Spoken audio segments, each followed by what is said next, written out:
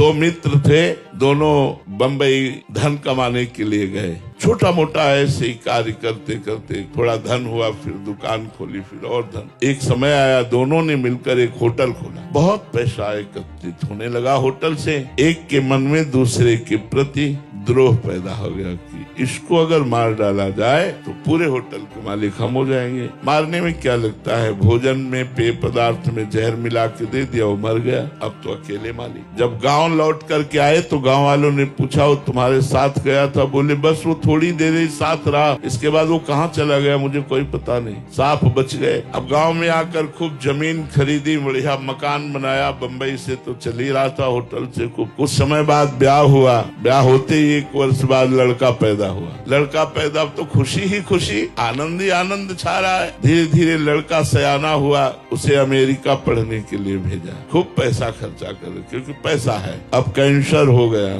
लड़के को। अब ऐसी उल्टा चक्र चला कर्म का। फिर पैसा खर्चा होना शुरू हुआ। धीरे धीरे जमीन बिकी, होटल बिका, सब बिका, कर्जा हो गया।